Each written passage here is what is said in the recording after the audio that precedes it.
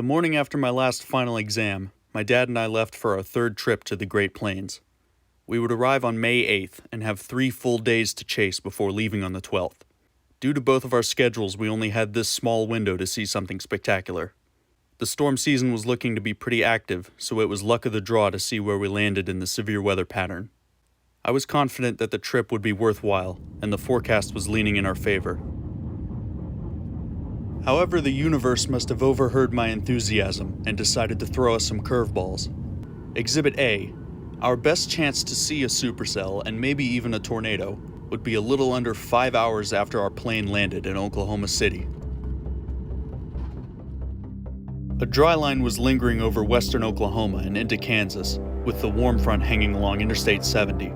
Storm activity would focus near the triple point in central Kansas, while a strong cap would most likely keep the lid on things in Oklahoma. A cluster of storms in Kansas would struggle for a while until right around sunset near Salina, where they would run into better moisture, low-level shear would strengthen, and the storms would intensify. I-35 to 135 was a straight shot to our target, but it's a 4-hour drive and it was going to be a close catch. We landed in Oklahoma City, grabbed our luggage, picked up our rental, and we were off. My last time in the southern plains was 2016, and it was great to be back. By 5 p.m., the storms had fired off and were crawling northeast, and storm chasers were tagging along. We crossed into Kansas, racing the storms to Salina.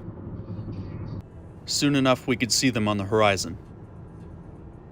By the time we were 40 miles from Salina, the storm had reached the pool of moisture and was beginning to strengthen, with the same distance to cover. We could see the updraft column in the distance. It looked reinvigorated and was growing rapidly. With 20 miles to go, the storm had grown into a healthy supercell, and lightning started to strike across the forward flank. The storm eclipsed the sun, and we were overcome with an ominous darkness. Inside the core, 2-inch hail had already been reported. Just south of Salina, we got off the exit near Asaria and climbed a gravel road up a hill where we could take in the supercell in all its glory.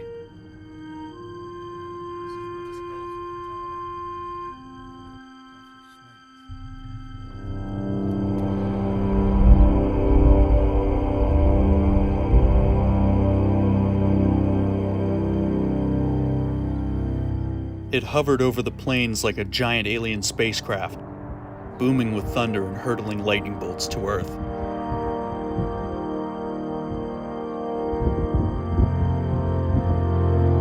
The rotation was unable to concentrate and produce a tornado, though the storm itself was just as spectacular.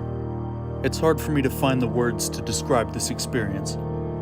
What comes to mind is the movie Independence Day, so you can see why career storm chasers call these supercells motherships.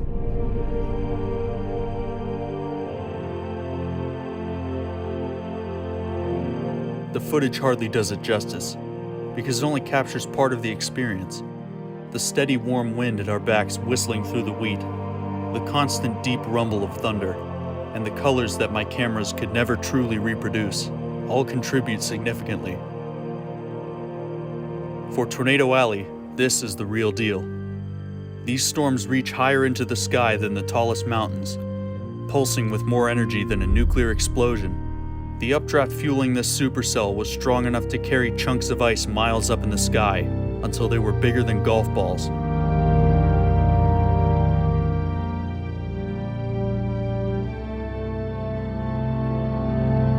The experience is deeply personal. It commands the attention and captures the imagination of anybody who bears witness. It is humbling, awe-inspiring, and extremely addicting.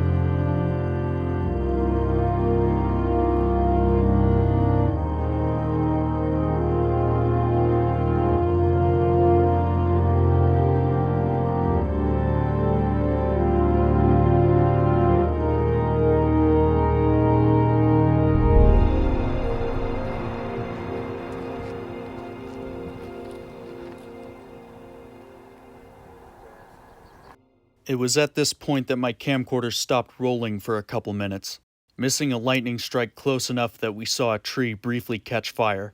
You'll just have to imagine it.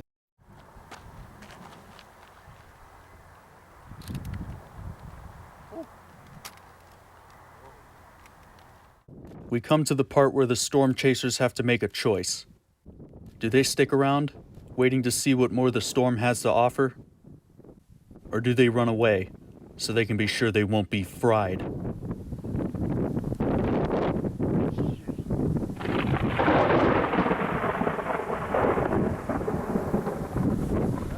All right, let's go.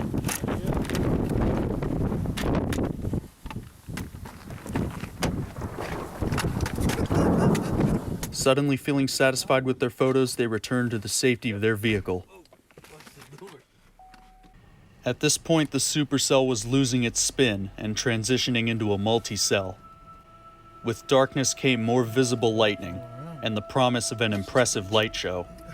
So we took off down the road, following the storm east. What I didn't realize was that we were being lured away from our post at just the wrong time. To comfortably sit back and watch the lightning, we needed to be out of the way of the hail and rain, which was diving southeast toward us, and be a little further out of the strike range than we just were. In the full darkness, the electrified insides of the storm flickered with lightning, to the point where some part of the storm was always lit. It doesn't pick up well in the video, but we could clearly make out in the flashing light the turbulent underside of the shelf cloud sweeping ahead.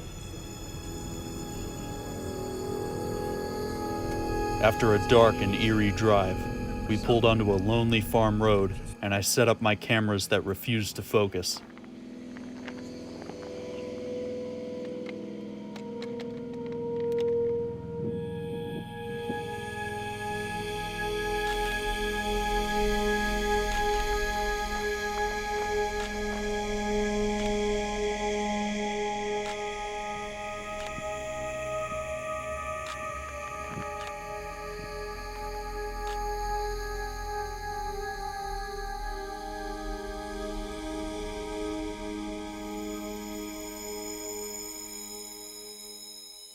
Maybe a coyote.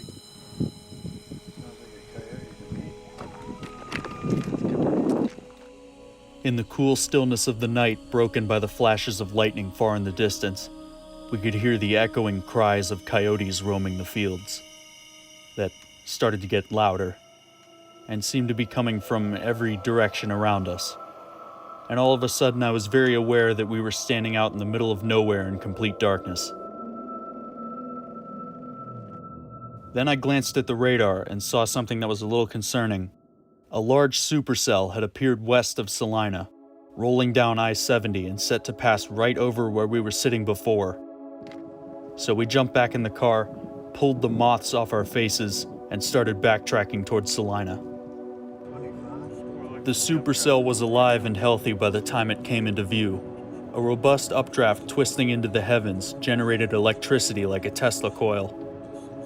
In an environment of decent low-level shear, rotation near the base of the storm began to concentrate, and a well-defined hook echo appeared on radar, prompting the NWS to issue a tornado warning.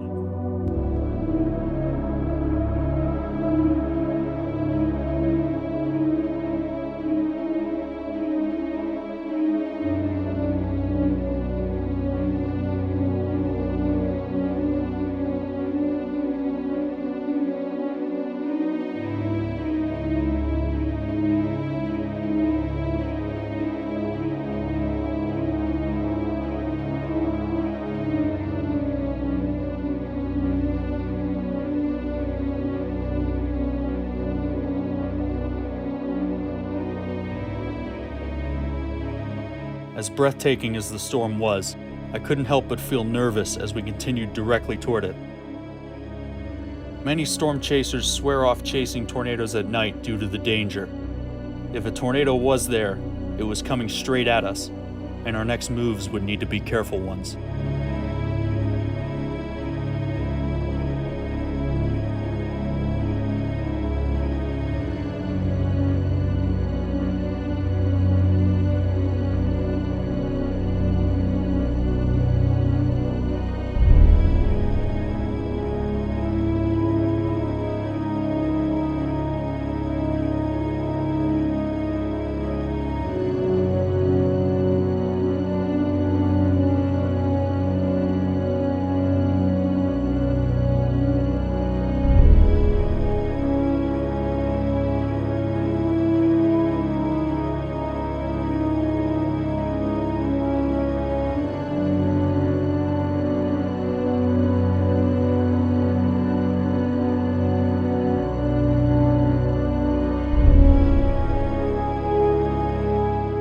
it became clear that the supercell was heading east-northeast, we returned to our original vantage point on the hill south of Salina to see just what was lurking in the dark.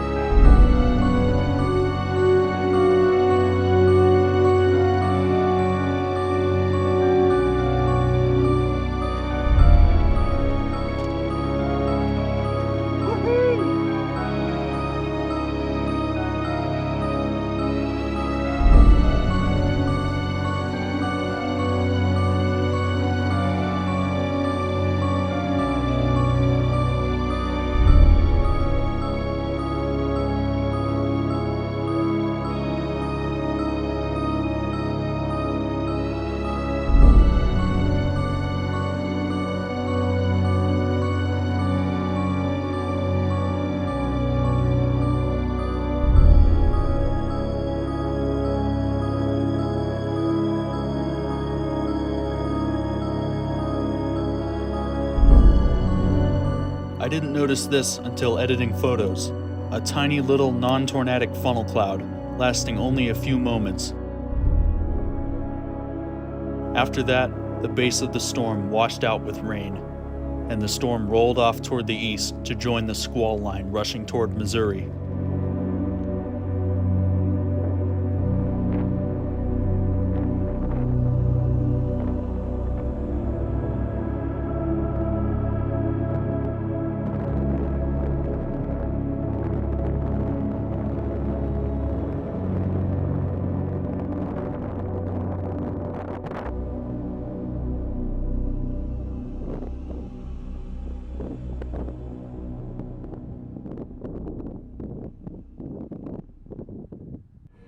A chain of thunderstorms trailing behind our supercell were coming in, with no shortage of lightning.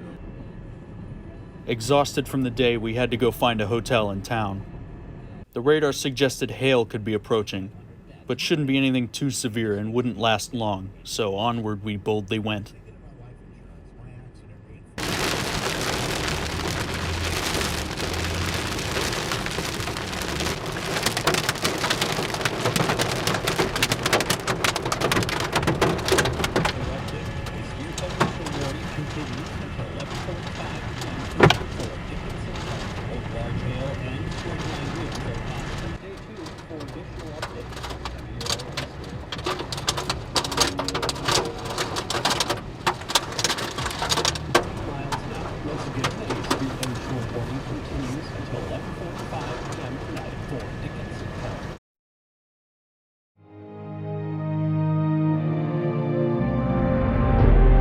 The two high-precipitation supercells around Salina, Kansas, produced damaging winds, hail bigger than quarters, and dangerous lightning. The largest hail reported was about 2 inches across. A tornado warning was issued, but nothing was confirmed. Just from the first storm, I got several dream shots of mine, and it's currently tied with the North Dakota supercell for the best storm of my career. We had 3 more days in Tornado Alley, and more severe storms were expected, but they would be a little more challenging to track down, and we had some driving to do and a few hurdles to jump over, but we were excited to find out what else was waiting for us.